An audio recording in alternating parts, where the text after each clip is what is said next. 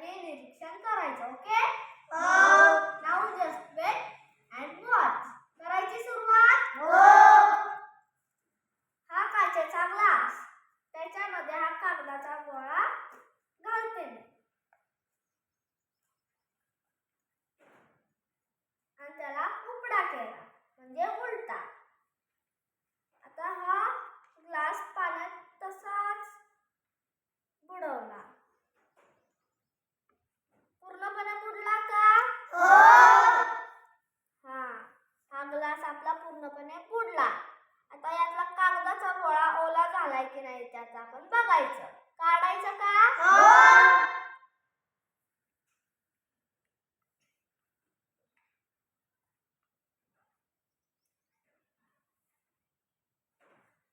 बघ भिजलाय की नाही? नाही भिजला. कसं काय? आपण तर पूर्णपणे हा ग्लास आत बुडवलेला, तरी कसं नाही भिजला? बर, आपण पुन्हा एकदा ट्राय करता.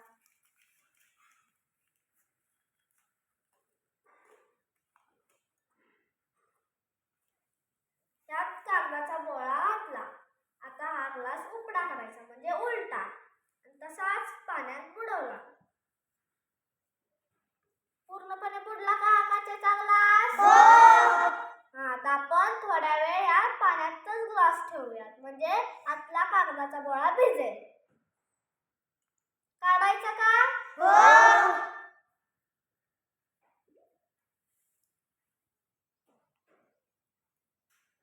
आता बघूया आत भिजलं का. बघ रे. नाही भिजला. नाही भिजला. कसं काय? आपण तर पूर्णपणे हा ग्लास आत बुडवलेला आणि थोड्या वेळ हा ग्लास पाण्यातच ठेवलेला, तरी कसं नाही भिजलं? काही जादू झाली का? नाही, ही जादू नाही, हे विज्ञान आहे. कसं ते मीच तुम्हाला सांगते. बघा आता निरीक्षण करा. हा काचेचा ग्लास मी उपडा केला आणि तसा पाण्यात बुडवला. थोडासा तिरपा केला. हे काय निघायला लागले? बुडबुडे. या बुडबुड्याच्या रूपातनं हवा सगळी बाहेर गेली. मग त्यामुळे या ग्लासामध्ये पाणी शिरलं. शिरलं का नाही?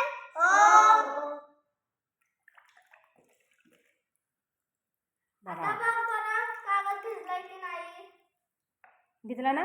भिजला. बघा. भिजला. आता कसं काय भिजला?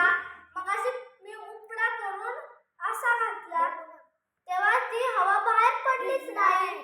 त्याला जागाच मिळाली नाही. त्याला जागाच मिळाली नाही बाहेर हवा पडायला.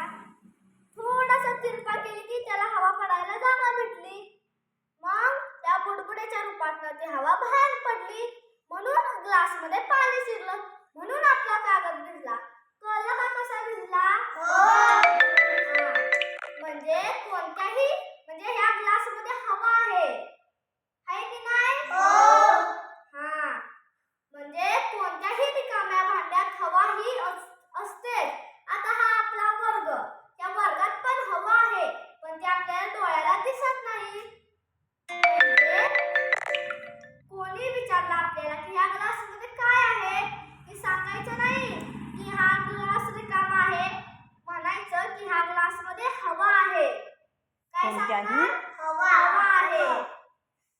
कोणत्याही रिकाम्या भांड्यामध्ये हवा ही असतेच. हवा ही सर्वत्र असते.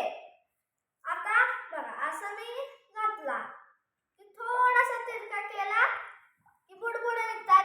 म्हणजे हवा ही पाण्यापेक्षा हलकी असते, म्हणून तर या बुडबुड्याच्या रूपात ती वर येते. आणि जर ती जड असते तर खाली तळाला बुडली असती. म्हणजे हवा ही पाण्यापेक्षा वजनाने हलकी असते. या प्रयोगातून आपण दोन गोष्टी शिकलो. एक म्हणजे हवा ही सर्वत्र असते आणि दुसरी गोष्ट हवा ही पाण्यापेक्षा वजनाने हलकी असते. आलं लक्षात? आवडला का प्रयोग? छान, मस्त. म्हणजे हवा ही सर्वत्र आहे आणि हवा ही पाण्यापेक्षा वजनाने हलकी आहे. समजलं का तुम्हाला? Okay, very good.